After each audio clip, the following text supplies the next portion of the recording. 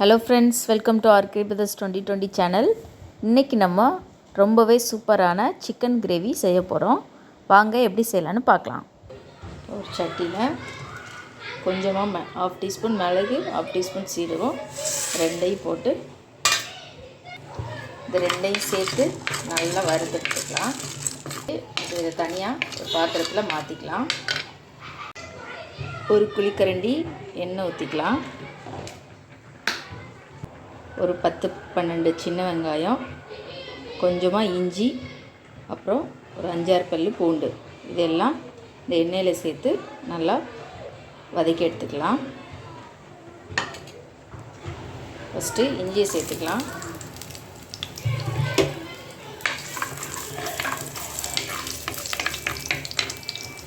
அப்புறம் பூண்டு, வெங்காயம், இது மூணையும் சேர்த்து நல்லா வதக்கி எடுத்துக்குவோம். இப்போ இந்த அளவுக்கு வதக்கியாச்சு. இப்போ இதை தனியாக எடுத்து ஆற வச்சுட்டு பேஸ்ட் பண்ணி எடுத்துக்கலாம்.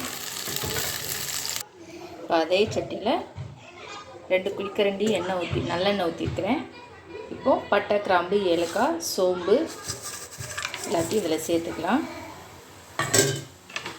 சேர்த்து நல்லா பொரிஞ்சு வரவும் சேர்த்துக்கலாம். நான் மீடியம் சைஸ் வெங்காயம் 2 கட் பண்ணி வச்சுருக்கிறேன், அது சேர்த்துக்கோங்க.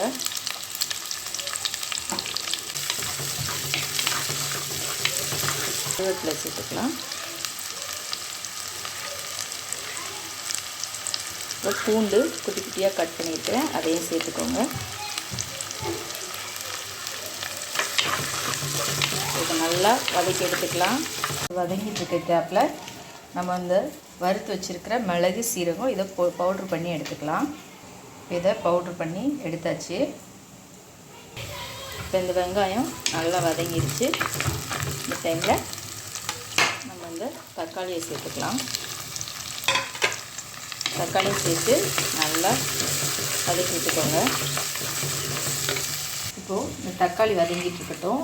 இந்த கேப்பில் நம்ம வதக்கி வச்சுருக்கிற வெங்காயம், பூண்டு, இஞ்சி இது மூணையும் கொரகொரப்பாக அரைச்சி எடுத்துக்கலாம்.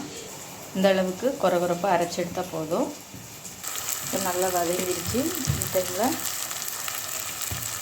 கொஞ்சமாக மஞ்சள் தூள், 1/2 டீஸ்பூன் மிளகாய்த்தூள்,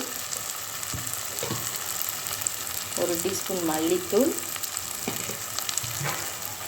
அதுக்கப்புறம் இந்த வறுத்து பவுட்ரு பண்ணி வச்சுருக்கிற மிளகு, சீரகத்தூள் இந்த மூணையும் சேர்த்து நல்லா பச்சை வாசனை போகிற வரை வதக்கி எடுத்துக்கோங்க. நல்லா வதக்கி எடுத்தாச்சு. இதில் கொஞ்சமாக தண்ணி சேர்த்துக்கலாம். தண்ணி சேர்த்து நல்லா கலந்து வச்சுக்கோங்க.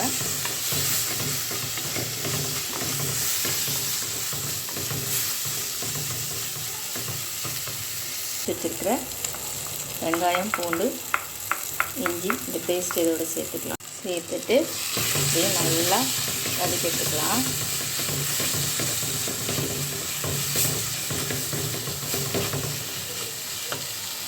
நல்லா வதக்கிடுச்சு.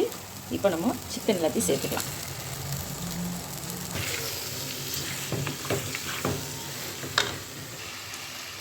மிக்ஸ் பண்ணியாச்சு. இப்போது இதுக்கு தேவையான அளவு உப்பு சேர்த்துக்கலாம். உப்பு சேர்த்து அதையும் நல்லா மிக்ஸ் பண்ணிக்கோங்க. இதில் கொஞ்சமாக மல்லி இலை சேர்த்து அதையும் நல்லா மிக்ஸ் பண்ணிக்கலாம்.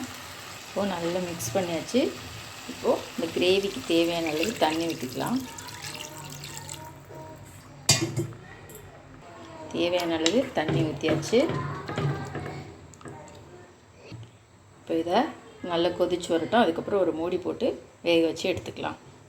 இப்போது குழம்பு கொதிக்க ஆரம்பிச்சிருச்சு. ஒரு மூடி போட்டு நல்லா சிக்கன் எல்லாம் வேக வச்சுக்கலாம்.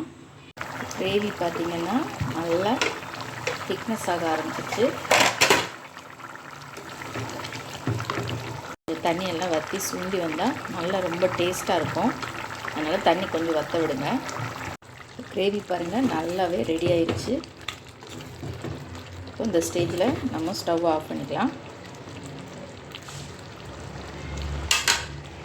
கடைசியாக மல்லி இலை தூவிக்கலாம். நீங்களும் இந்த முறையில் ட்ரை பண்ணி பாருங்கள். உங்களுக்கும் பிடிச்சிருந்தா லைக் பண்ணுங்கள், ஷேர் பண்ணுங்கள், மறக்காமல் சேனலை சப்ஸ்கிரைப் பண்ணுங்கள். நன்றி.